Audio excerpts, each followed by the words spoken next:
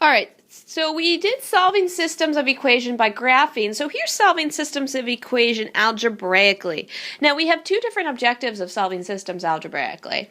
So our first objective here is using substitution. So this is method number 1, is how to use the substitution method. So I have a pretty little picture here because it's a little bit easier than me writing it out, but we'll go over a few. So to find the solution using substitution. So my first step that I did here is solve each equation for y. So I solved each equation for y, which you could just solve for one variable and then substitute in the other, but we'll try that one in a moment. So when I solved each equation for y, then I plugged in, then I could set each equation equal to each other so that they were substituting one in for the other. So we set it equal to each other. And then I solved my equation as normal and ended up with 4x is equal to 8 divided by 2, x is equal to 2. I'm not done yet because here I only know what x equals. So I have to plug it back into either equation works. And I plug it back into any equation right here. And I end up with y is equal to 2. So the point where they are, the solution to this would be 2, 2. So let's see the kind of steps to do this out. So solve one equation for one variable. So really we only need to solve for one variable, but we could solve for we could solve each equation for y. So either way works. Then you're going to substitute the first equation in for the variable in the second equation. So at least we need to substitute to set the two equations equal to each other. And next we'll solve the equation and then plug it back in to solve for the remaining variable because we need both variables. So let's kind of see how this all works again. So I have the following equation, x minus 2y is equal to 6, and 3x plus 2y is equal to 6. Now let's say I didn't want to solve for y in both of them. I didn't want to go through that trouble.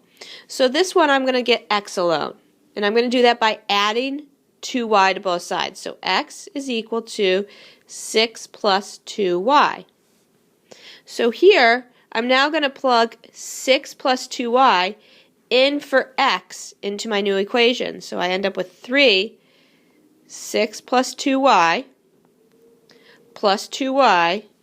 is equal to 6. And all I did was I took this and plugged it into where x goes. So now I distribute and I end up with 18 plus 6y plus 2y is equal to 6. 18 plus 8y is equal to 6. Subtract 18 from both sides. 8y is equal to 12. Divide by 8. And y is equal to 12 over 8, which is the same as saying 3 over 2. Now I'm not done yet because I still need to solve for my x. I only know what y is equal to.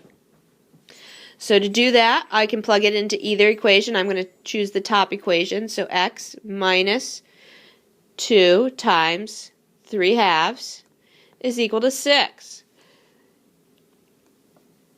2 times 3 halves is 3. So x minus 3 is equal to 6. X is equal to 9. So my final answer is going to be 9, 3 halves is the point of intersection.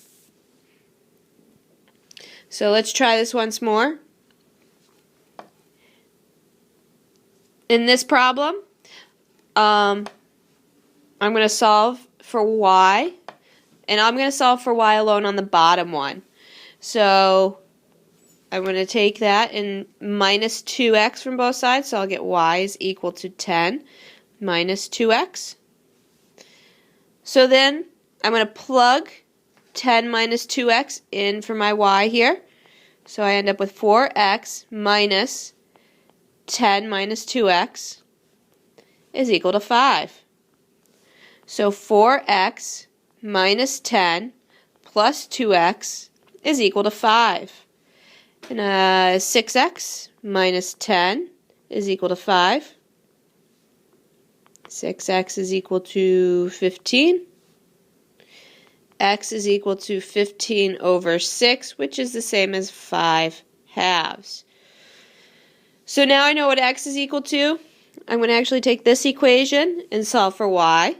So I'll have 2 times 5 halves plus y is equal to 10. So 5 plus y is equal to 10.